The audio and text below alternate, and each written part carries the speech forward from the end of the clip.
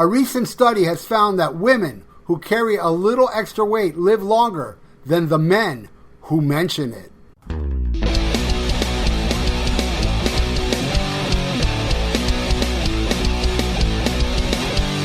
Grab a chair, Missy Webb, this is it.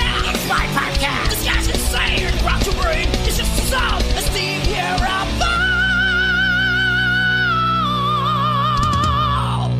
Schmack-a-magob, welcome to another Vieira Vault, and this week is a great one, man. I got an interview with Robert Duncan, who worked for Creem Magazine. He's got some really cool stories. You know, it's the sound quality is different on this. It's still, you can make it out fine. You're just going to tell it doesn't sound like the regular episode because the Skype kept freezing that day. And there was no other option. I just put him on the phone, put the phone near the microphone, and you can make it out fine. Just to let you know, you're going to tell, you're going to see a big difference in the, well, not a big difference. Yeah, I guess it is a big difference. But it's still, you can still make out everything he says. It's a really awesome interview, and he's got some really cool stories of what went on back in the day and the shenanigans the people at Creem Magazine were doing at the time. The only rock and roll magazine. And here's my interview with Robert Duncan. Enjoy. All right, this week I'm honored. I have Mr. Robert Duncan with me. How you doing today, Robert? I'm good, Ralph, and I'm looking forward to meeting. Yeah, this is great. We tried the Skype thing; it didn't work, so we're doing this on the phone. So, but I'm sure it's going to come out well. And boy, you have a story to tell. But before you go into your story, I'll give you a little back history on my love for Creem Magazine. When I was a young kid in the 70s, a preteen going into my teens, it was a very, for me, because the 70s was such I mean, even though we had like Fritz the Cat and what have you, it was still a very innocent time compared to today. Don't you agree? I guess so. Although when you start looking back on it, well, it was, it could be pretty nasty too. Yeah, well, remember the sitcoms like All in the Family? I don't think you can get away with stuff like that today. No, yeah, and just the general pop culture could be pretty extreme. Yeah, it was. But Creem Magazine to me was extreme. Yeah. I would read it, and it was kind of like, because I never read Playboy or anything like that. So it was kind of like my Playboy magazine because of, right. Little, and what made it so different than other magazines that you guys would poke fun at bands. And even poke fun at yourselves. I remember some Creem Magazine poking fun at yourselves. And sure. How did you there get? Were no. Go ahead. No sacred cows. That's right. How did you get involved? How did you get involved in Creem Magazine? Well, I met a guy just completely serendipitously. I had been in bands for many years, and I decided that, and every time something's about to happen for the band, the drummer would quit or the guitar player would die or whatever. And so I finally decided, forget it. I got to do something that I can do by myself. And I was always a good writer. And I thought, well, I'll write about something, and I'll write about what I know, like they tell you to do, and I know about rock. And so I left New York, and I went out to California. I thought, I'll go out there and start over. And I met a guy who was looking for an apartment, and there was another guy looking for an apartment who was wearing a press pass. And I said to him, hey, why are you wearing a press pass? Well, I'm a writer, and I write for Rolling Stone, and I write for Creem, and I'm the West Coast editor of Creem, and I write for Esquire, and this and that. And that guy turned out to be Ed Ward, who for many years on Fresh Air on NPR, he was the rock historian, and he was one of the first editors at Rolling Stone. And that was it. He introduced me, he kind of got me freelance work from Creem, and then a mutual friend of ours went to Creem to be the interim editor and called me up and said, do you want to come here and be the copy boy? Eventually I would be managing editor, but I started it as the quote-unquote copy boy. which is the lowest rung on the editorial ladder. So I went out to Detroit and did that, and Lester Bangs and John Morthland picked me up at the airport, and that was the beginning of a wild ride, and definitely a drunken night, and then a wild ride. And what year was this? This is 1975. So, trying to think what band, it's the emergence of Roxy Music and, what other bands were hot right then? But, it was kind of Bowie's peak period, and, Alice Cooper.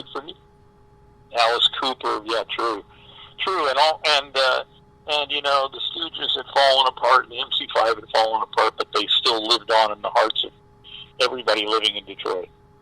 So this was, and the Motor City was kind of like the heartland of rock and roll, because it was an industrial town, and you guys were right in the center of.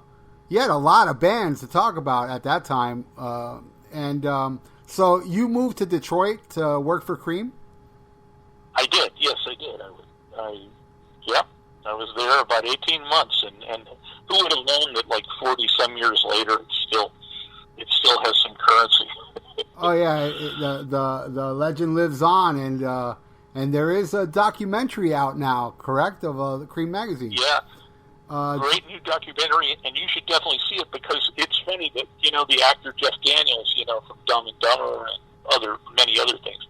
But he was a Creem fan, and he's on one of the talking heads on screen, and he talks about buying Creem was like buying Playboy to him. He had to hide it from his parents, and that, so just what you said. Yeah, exactly. Yeah, I haven't seen. Yeah, is there any way? Because what I'm doing is I'm waiting, because I know it's been out for a while, and I know it was premiered several months ago in Detroit. Well, yeah, yes. But they were waiting. That was before it got distribution, but now it has a great distributor, and now it's out in the theatrical, virtual theaters. Will there be like a DVD, Blu-ray release? Oh yeah, there is coming. I believe in early September. I don't know. It's in September, I believe. And right now it's in virtual theaters for the next couple of weeks, and then it's going to go, to Amazon and all that stuff. And then there's going to be a DVD, I believe, around the same time. Okay, so as we're recording this, there is no streaming of it. It's just shown in theaters. Oh no, it's showing in quote virtual theaters, so it's actually streaming. But if you go to the creemmag.com website, Creem, M-A-G, CREEMMAG.com, you'll get you can get directions to where to download it. Yeah, I think I have to watch it. I do. I am a collector. I need hard copies of everything, but it's been out for so long. I had no idea you can see it online, so I'm definitely gonna also view it tonight. I wish I could have viewed it before talking to you, because I'm very curious to see the whole story behind this amazing magazine.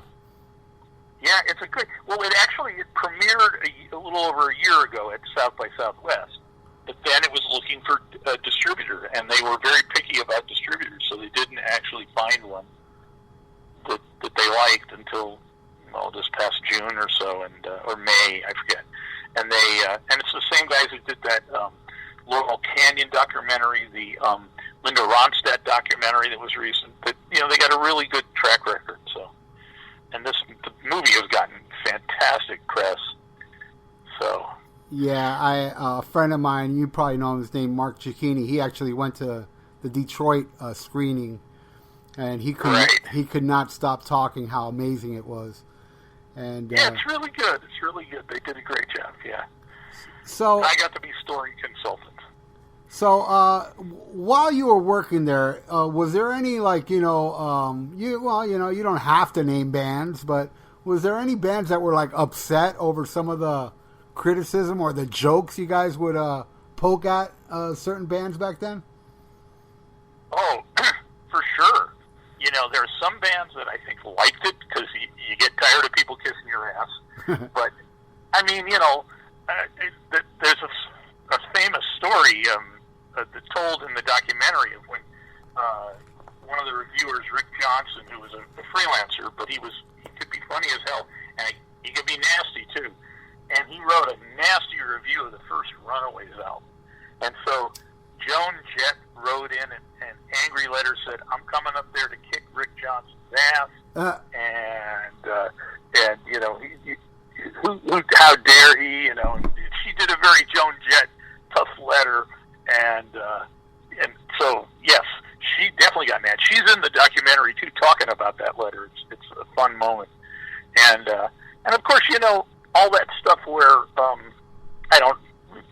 Lester Bangs had an on-running kind of back and forth with Lou Reed, and Lou Reed really, you know, Lester made jokes about them having a death match, but Lou Reed hated Lester's guts. Having recently run into a friend of Lou's, and I mentioned Lester, and he's like, yeah, Lou hated Lester. So, you know, Lester had made fun of his girlfriend at the time. It wasn't probably the best thing to do. And so Lester could wound even Lou Reed. Did Lester actually make fun of his girlfriend on the magazine? In the magazine, you know, yes, he wrote. Yeah, and Lou's girlfriend, I think, was transgender, and so it kind of had it wasn't nice. So to get an interview, I'm laughing, but it wasn't nice. To get an interview with Lou Reed after that was impossible. I would take it. I think that was the last round that they had. Yeah, Lester and him. You know, even though I maintain that without, I'm not defending Lester doing that. That was not really good. And but I think without Lester, you know, Lou Reed would have never, and the Velvet Underground would have never been rediscovered and kind of raised high on the you know, alt rock Mount Rushmore. Right. And that boy Howdy beer, was it just a can, or was there actually beer in there, or any liquid? Yeah, well, it wasn't actually a beer. Those were like stickers. And if we were on video, I could show. I still have a drawer full of them here. I found in one of my boxes recently a drawer, you know, a bunch of the Bowie Howdy beer stickers. So they would put them on, and it was a parody. You know, I realized I saw somebody talking about it the other day. It was a parody of Dewar's Scotch had a long-running ad campaign called Dewar's Profiles. So this became Cream Profiles, and instead of fancy Scotch, it was beer. So people don't know that that's what was behind the whole thing. But Lester wrote a lot of. They were funny. Oh yeah, so. And he'd always have bands posing with the beards. Were that like at shows, or did you have any like? I know there's a famous story. This was a year before, or maybe it was after you were there. I'm not sure, because I know the band Kiss started in '74, and there's that famous story where they said, "Oh, it's okay to take pictures without the makeup." Were you around by that time?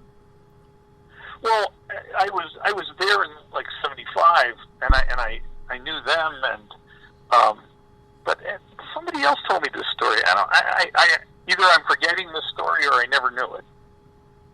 Yeah, the story, that they said, management said it was okay to take pictures without the makeup, and they did, and then afterwards the management said, we didn't okay that. And and it was in the magazine, and I don't know how people didn't latch on to that, because there was still that mystique of not knowing what they look like without the makeup, but there was actually a page of them without the makeup. But the funny thing about that was they still worked with you guys after that. Yeah, they were big advertisers. Well, you know, the magazine, I think it supported them, you know, for the most part supported them. And, you know, Jan Uhelski did that great story where she went and appeared on stage with them in makeup. So, you know, there was some love for Kiss. There was some mockery for Kiss, but there was also some love. Yeah, they were. They would sell. I'm sure they would sell a lot of copies when you'd put them on the cover. Oh yeah. Oh sure. Because sure, they were huge back then. Okay. Yeah. And so, being with the magazine, how many years were you with them? Well, I was on staff there for a year and a half, and but I wrote for them before that, and I wrote for them after that. So, I don't. It was. Yeah, I don't know, 5-6 years. Okay, 5-6 years with them. So, I was a youngster when I arrived there. When I arrived in Detroit, I was like 21, maybe 22. Okay, so you come from. Did you say you came from San Francisco, or you moved there before you met? No, I lived all over the place, but I was born in the Midwest. But I had been living in New York. And then I spent a year in San Francisco along that time, and that's where I met Ed Ward and John Morthland and the guys who gave me my job. So, yeah, pick a city. I may have lived there. So, were you? But yeah, I came from New York to Detroit. Were you doing any journalism before you joined them? Yeah, I mean, I started freelance writing, and I wrote for Creem, but I wrote for I was living out here for 1 year back in the early days, and I moved back here a long time ago. But I wrote for local magazines. There was kind of city magazines in San Francisco, so I wrote music stuff for them, and not a ton. So Creem was really my big break, and it was where I had to crank out a lot of stuff and on deadline, and that's just, you can't beat that training. Plus, I'm working in the shadow of Lester Banks, who was really a mad genius, and so you learn. It was great training in a strange way, because it was chaos, and it was lots of drinking and carrying on and drugs, and it was wild. But mixed in with all that, we got a lot of work done. So basically, like, there was an office in Detroit, like a Creem office, where all you were there working on the magazine. There was an office it started in Detroit. They tried having a kind of commune situation way out in the country, and then they moved back to a suburb of Detroit called Birmingham. It wasn't quite as fancy then as it is now, but it was so we had an office. I don't know, maybe there was 20 people in that office.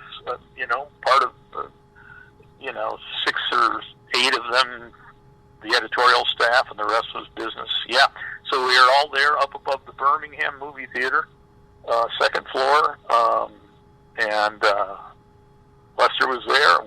And we had a little editorial room where it was me and Lester and Susan Whitehall later on, and various other people in the 4th slot. So during this time, while you guys were working, there was also partying going on? Oh, my God. I mean, we're all pretty young. I was 21, 22. And so we would, every night, and by night I mean pretty late, there was an Italian restaurant down the road, and we would go, and they served giant goblets of beer. And it was pretty cheap. So we would go there and just drink ourselves stupid and eat Italian food. And then just before the 2:00 curfew, when they turned off all the booze everywhere, we'd rush to the big drugstore and get a bunch of 6-packs of beer, and then go drink someplace else. And then at 5 a.m, go to Jack in the Box. And then we would drag in, the editorial staff wouldn't usually show up till after noon, So, but we still got a lot. So there was a lot of partying. And plus, some nights there was, we'd be going to a show. Many nights we'd be going to a show, and you might party with rock stars afterwards, and so that would, I saw many dawns in Detroit. So basically, you guys would party all night and then work in the afternoon the next day. Is that how it worked? Afternoon into evening. It sounds like the way you're saying it sounds like we weren't doing a lot of work. We were doing a lot of work, and we were also doing other things. We were playing. It didn't sound like but that's more or less the schedule. Didn't sound like there was a lot of sleeping going on. Well, probably not. There was a lot of hangovers going on, I must say. Yeah, it was. It was very much. I mean, I think that's part of what characterized Creem was that it was. They called themselves, or we called ourselves, America's only rock and roll magazine, and we were in many ways living the rock and roll lifestyle. Hard drinking, hard drugging, and tomorrow be damned. So, and eventually it caught up with some people, but we lost Lester when he was 30. I think he was 33 when he died, and others. Barry, the publisher, he died of nitrous oxide of all things. Wow. And so there was some of that. Somehow I survived, and I lived to tell the tale. So did you have were there ever bands that would come to where you guys worked at? Oh yeah. I mean, God, I think Kiss was up there. I wasn't there, but I believe they were up there. Or maybe Gene was up there. I can't remember.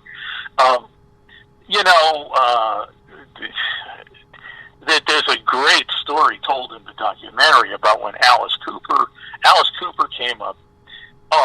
You'll have to see the movie to see this story, because it's Chad Smith of the Chili Peppers. The Chili Peppers drummer tells the story. He lived in the neighboring town, and he figured out that Creem was in his neighboring town, so he rode his bike over as a kid. And here comes Alice Cooper out the front door. He tells it really wonderfully in the movie. But there was always bands. Iggy was up there one day, and I know that, again, another story from the movie. Barry Kramer, who knew him, dumped a barrel of trash on him and said, why aren't you saying hello? And it was a very irreverent place, iconoclastic, as they say. Right. But then also there were a lot of times you would conduct the interviews at their shows. Yeah, we'd do interviews backstage. We'd go on the road sometimes. I mean, we liked it. It was better to go on the road with the band and kind of be embedded with them for a few days. That produced a better story. And we'd interview them wherever we could get them. Yeah. So that was all that was going on, and I have boxes of interview tapes, which I've tried to retrieve in recent years, and it's like, some of them are too messed up. You can't listen to them. Right. Well, it would be good, the ones that do actually still function, to put them up somewhere. I'm sure a lot of people would love to hear those. Well, yeah, there's a website called Rock's Back Pages, and they archive rock critics stuff, and they're a subscription site, and mostly aimed at libraries and stuff. And they've got a bunch of stuff I wrote up there, and they asked me for my tapes, and I gave them some of the tapes, and some, I have a Bruce Springsteen tape that's just fucked up. I have several tapes of Springsteen, and I have a Freddie Mercury tape that they were very excited about, but we couldn't get it all to play back. So, those are the days.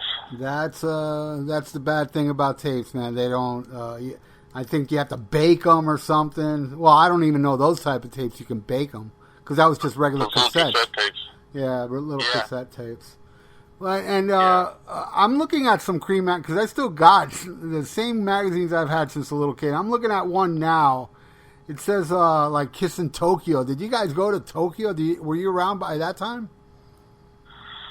That sounds like it was after my time, but I don't know. I don't think anybody went to Tokyo. Maybe they did. Every once in a while you get an overseas trip. That was cool. I remember the Clash they flew Lester over to do a story on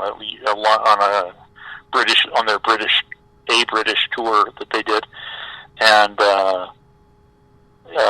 so I suspect nobody went to Tokyo, but I'd have to see who wrote it. If Jan wrote it, maybe she went to Tokyo. Okay, yeah, because I'm seeing like just Tokyo pictures and stories of Tokyo, but yeah, like you said, I'm not sure about that. Sometimes, we were scrappy and the low budget. There was no budget for the magazine. Most of the time, there was no budget for the magazine to fly anybody, very far. Certainly not out of the country, but. Were there any like rivalries with like other magazines like Circus or Rolling Stones or Hit Parader at the time? Well, sure. The entire positioning of Creem as America's only rock and roll magazine was aimed at as a that was giving the finger to Rolling Stone because our position was. Rolling Stone had turned into a movie and celebrity magazine. That it was no longer, soft rock magazine.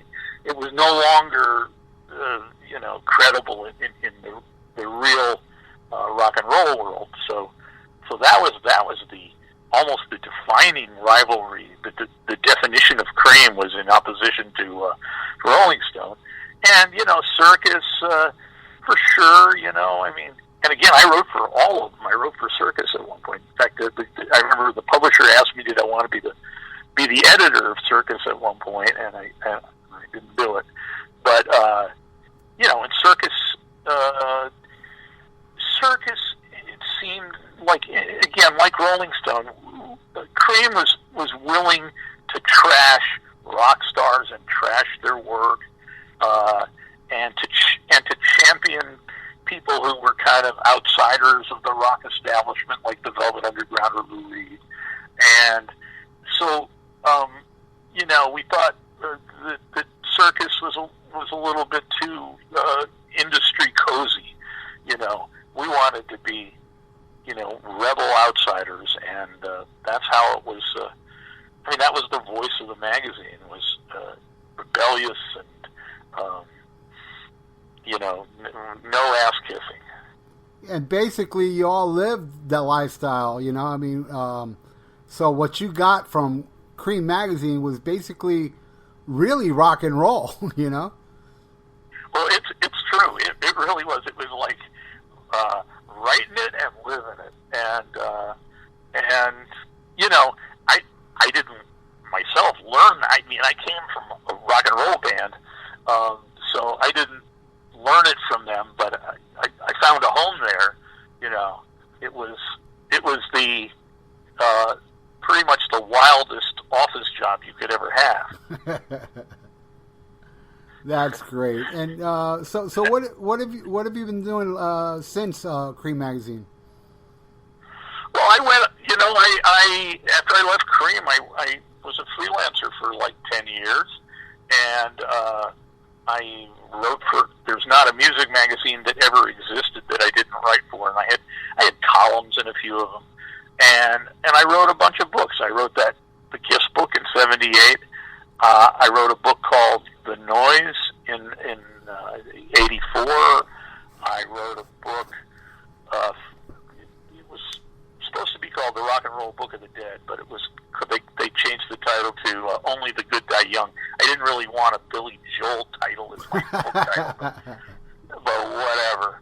And I ghost wrote a book, and then I had to and then I had a kid, so I had to make some money. So I became a copywriter, an advertising copywriter, and went on from there. So you've been doing that ever since?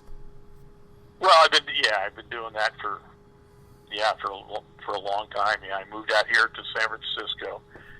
I moved back to San Francisco after being here for a year, and that's where I've been for the last 30 years. And I'm outside of San Francisco, but and so I became a copywriter, and eventually a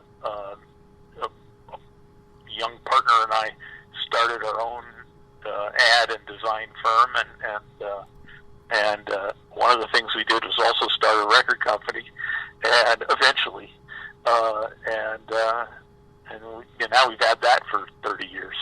Oh wow! Which record company is this? Well, the record company is the record company you never would have heard. It's called Tip Records, and there's another Tip Records like in England. Well, we're Tip Records, USA, and we put out 3 records, and they were great records actually. Gary Wilson, the experimental kind of avant rock performer. He's very wacky guy anyways. We put out a record by him. We put out a record by a group called Easy Street, who were wonderful, and they were kind of a neo-disco thing, and slightly tongue-in-cheek, but they were really great, and it was basically these 2 folks, and they were both killed in that Oakland fire, the big, the ghost ship fire, just tragically, and then we put out a lounge singer who was affiliated with Gary Wilson, and my brother and I produced it and wrote all the songs, and it's a great. Donnie Fennell is his name. So we put out some records, and haven't put out a record in a while. You gotta be careful with your money. Especially how times are today with selling records. Yeah. So I continued. I did that to make a living, and I continue. I'm in my recording studio. I have a recording studio downstairs in my house, and I make music and do voiceovers and stuff. I do a bunch of the voiceovers in the Creem movie, and my kid went on. One of my kids is a published writer, and the other kid was the publisher. He lived in Russia for 9 years, and he was the publisher of Vice magazine, Vice Media in Russia. So it seems like kind of a little bit of a full circle. Do you still? I know because of the, this whole documentary. You still keep in touch with everybody you work with back then? It's still around? Well, I lost touch with them for about 10 years, and then somebody found me. And it's funny, there's a great story that one of my old colleagues there at Creem wrote, Sue Whitehall, when she was she's still at the Detroit News, but she wrote a column one time when Bruce Springsteen came to town, and he was playing a show, and it was like, I don't know when it was, maybe it was the 80s, maybe early 90s, I don't know, but he came to town, and there was a press conference, and he made everybody wait, and he went over to her, and he says, and she wrote this in her column, she said, the one thing Bruce wanted to know is, where's Duncan? Where's Duncan? Oh, wow. And she said, well, nobody's seen him for like 10 years, so, and I didn't see her. Eventually, we, a few years later, we got in touch somehow, and she sent me that column, and a few years after that, I went to a thing where Bruce was, and we met again, and he was gracious. That's great. He didn't recognize me at first. I don't look exactly the same as I did 30 years ago. So, and other than Bruce, is there any of the musicians back then that you interviewed and got friendly with? You ever hear from any of them? Oh, well, yeah, I don't, I wish I could hear from Bruce, but Bruce is so, he's surrounded by management and all that, so I would love to get in touch, because we really did have kind of a great friendship blooming. Other guys, Blue Oyster Cult, I keep in, I talk to them. I talk to, Donald Roser, Buck Dharma, every so often, and, I communicate with Eric Bloom on the Facebook, and, I saw them in the last year or two. So those guys, who are guys I met through Creem, became good friends, and we went to, Buck Dharma came to our wedding, and we went to Alan Lanier, the keyboardist. We went to his wedding. And Patti Smith, we became, my wife and I separately, we both knew separately the Blue Oyster Cult and Patti Smith. And we've kept in touch with Patti Smith. So when she comes through town, we see her, and we hang out, and so that's somebody from those of the day. Well, I've met a bunch of bands. For a while, for many years, our company we did a bunch of stuff for hard rock hotels and cafes. We did a rock magazine for them for a while, so I used to get to put in everybody that I like. So, like, there was the band The Hold Steady. I was a big fan of The Hold Steady, so we put them in the hard rock magazine that was kind of distributed around the world, and I became great friends with Craig Finn, the lead singer and songwriter, and he gave me the greatest blurb for my book. So a really great little mini review, and he's going to help me. Well, we're going to do a launch event, a virtual launch event in New York for Loudmouth, and he's going to interview me on stage. On virtual stage. In October, and I'm looking forward to that. So I just talked to him the other day. So I keep in touch with musicians, and some of them from back in the day, and some from later in the day. Wow. So yeah, because even as I left Creem, and even as I went into advertising and design work, I kept it. Music was always a part of what I did, even at the company. And we had for about 5 years, we had a concert series at our office where we had, and I had an interview series where I interviewed people like Craig Finn, and we had a whole bunch of young bands and really cool scene going on there. So I've quite kept in touch. I have not given up the faith. That's great. Well, you should be very proud. You have lived quite a full life with with all. I think it's about 3/4 full. Well, 3/4 full. I mean, so far, I meant. I know. And your memory, the memories of your days with Creem and after them beforewards. I mean, not a lot of people get to say things you say. Yeah, it was amazing, and it's really nice to see it be memorialized in the documentary. There's a lot of Creem stuff in Loudmouth. Loudmouth is a novel, but it's based on my own life. My own coming of age. From the first time I heard Elvis in my hot rodder gangster brother's car to leaving New York for San Francisco. 20 years later. Well, a lot of people would love to be in your shoes, man. Well, I tell the fun parts. I don't tell the boring, terrifying parts either. Yeah. It's not all peaches and cream, but, no pun intended. That's it, yeah. Did you ever work for Hit Parader?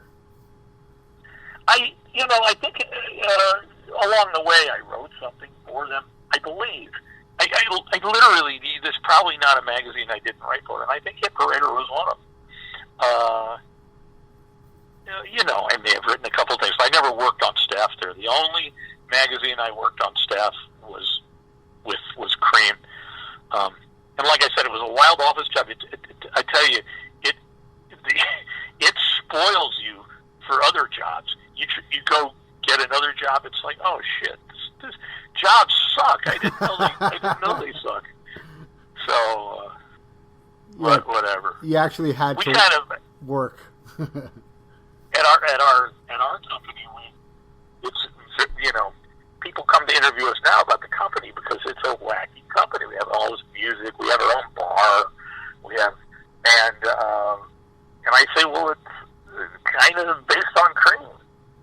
Right. So I carry the torch. Yeah, because Hit Parader, to me, they didn't really fact check a lot. They were kind of like a National Enquirer of rock magazines. Where, yeah. A lot of things they said that weren't true, and they would really. I mean, I think they would upset people more than Creem because at least Creem was being honest, where they would just make up stories. Because as far as I know, I don't think Creem ever made up stories. Well, not.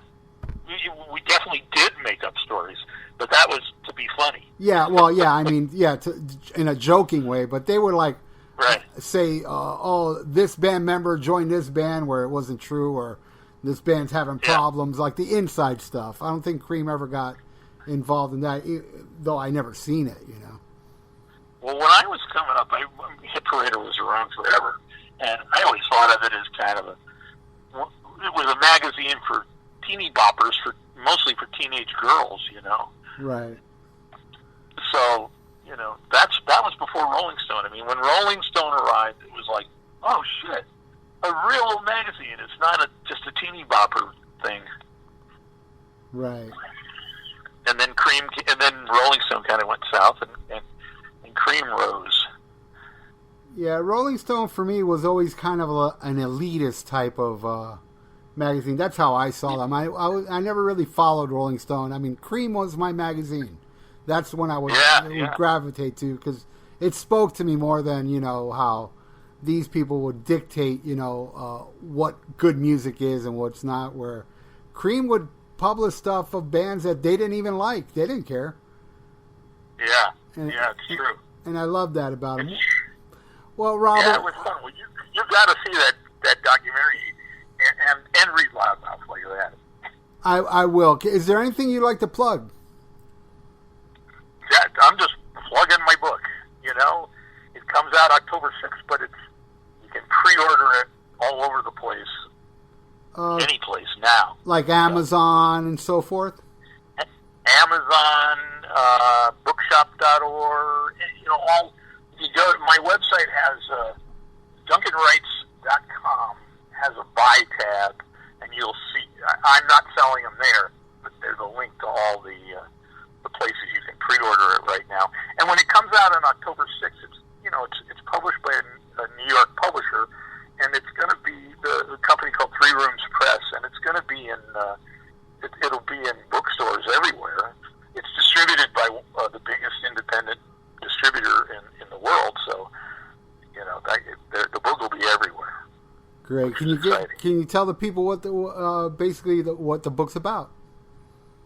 The book is a coming-of-age story about a boy who comes from a conservative, kind of Southern Gothic, scary family, tries to become a rock star, and winds up at the magazine that invented punk rock, and then has a bunch of crazy adventures, and winds up in New York and hits bottom, and then meets a wonderful woman who happened to also be a rock photographer. So it's a lot based on my life, and with all the boring parts left out, and the good parts amplified. Well, it sounds like something I want to buy. You said you can pre-order it now? Oh yeah, now. Yeah. I would definitely Amazon. do that. Yeah, if you go to Duncan Writes, like Writes as in WRITES .com, you'll see the buy tab, and you'll be able to buy it wherever you want. Well, Robert, thank you so much for your time. Thank you so much, Ralph. It's my pleasure entirely. Yeah, my Sorry pleasure about as the well. technical glitches.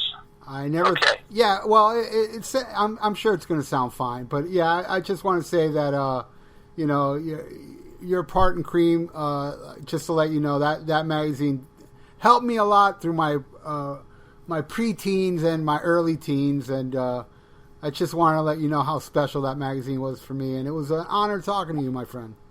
Well, that's so great to hear. I very much appreciate it. Keep in touch.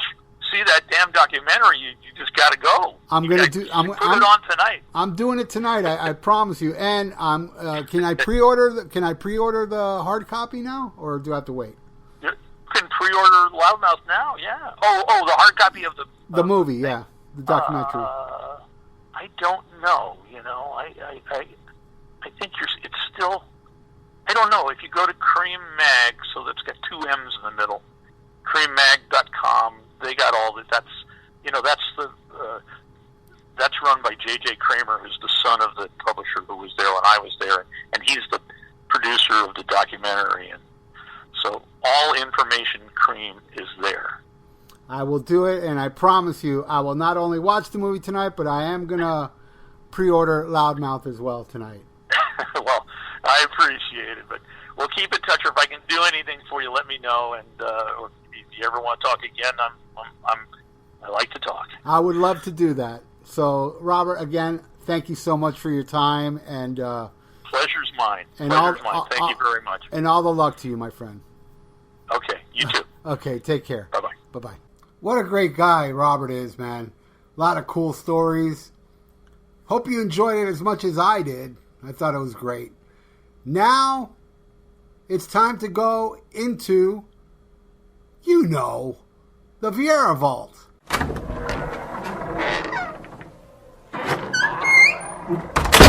This week on the Vieira Vault, I want to play you something. I was thinking, what song can I play that would represent this episode? Creem Magazine. Well, I thought, Creem Magazine was from Detroit, so that's as close as I can think of anything. I'm going to play a band from Detroit, and it's the very first band I ever seen live. My first concert was Cheap Trick and the Rockets. The Rockets opened the show, and they were great. And that album, I think it's either self-titled or I have it on vinyl or Turn Up the Radio. I think it's just self-titled. They do an awesome cover of Fleetwood Mac's Oh Well that I'm going to play for you now. This is awesome. I love this song. Hope you do too. Crank it up.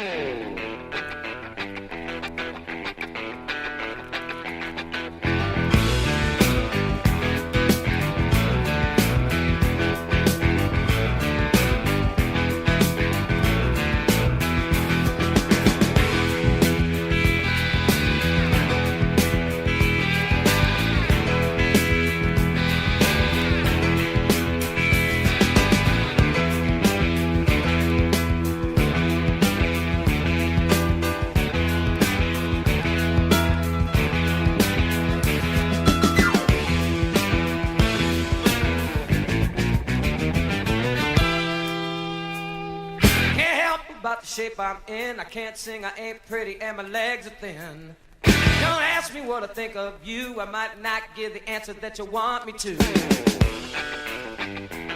Oh, well.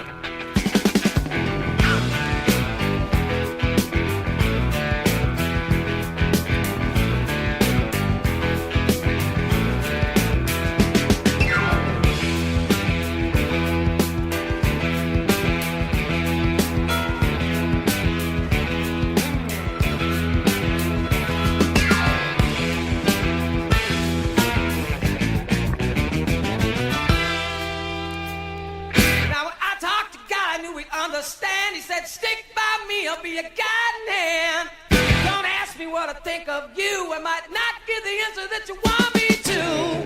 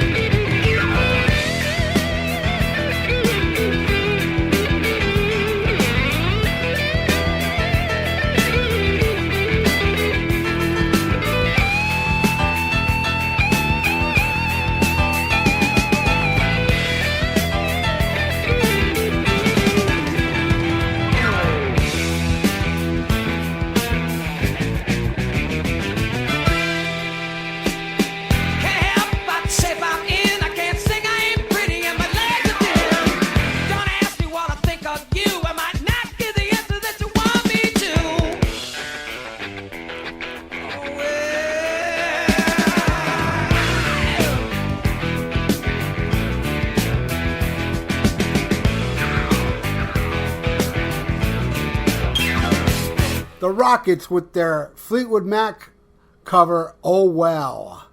All right, so thank you, everybody listening right now, and everybody that shares this podcast and what have you. I'm having so much fun doing this now. And I appreciate the support you all give me. It's just awesome. Keep them coming. Keep the support coming, because I got episodes coming. I'm not stopping. Every single week I'll have something new, because I have a good backlog of episodes now. And I'm working on some new ones. It's never ending. So thank you so much, everybody, for supporting and sharing, and leave me some Apple Music reviews. It used to be called iTunes. I'd appreciate it. I'll read it on the air and give you a shout out. And again, thanks everybody. How many times do I have to say thank you? You know what?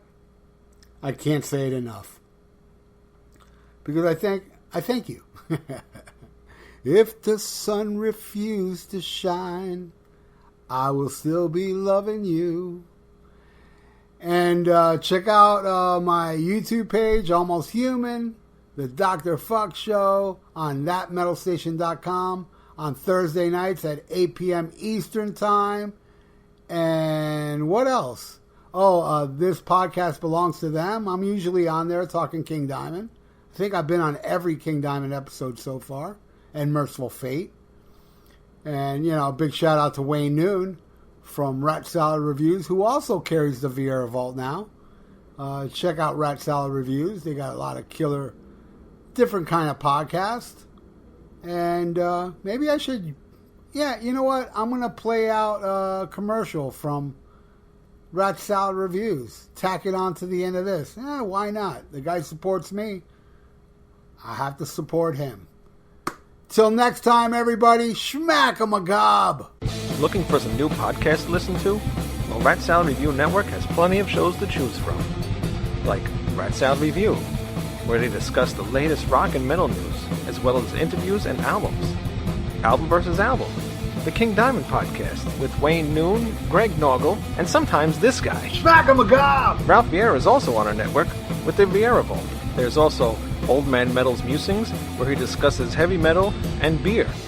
Music is Life with Lou Mavs. The Right Opinion for those who love politics. A South Park podcast called Suck My Balls. The Infinite Fringe, a watch-along wrestling show called Beyond Bushido. Ex-Stradivarius guitarist, the Timo Tolkki podcast. And the Great Harry Barnett with I Don't Even Like Podcasts. So check out ratsaladreview.com or search Rat Salad Review on YouTube, Podbean, iTunes, Spotify, Stitcher, and more.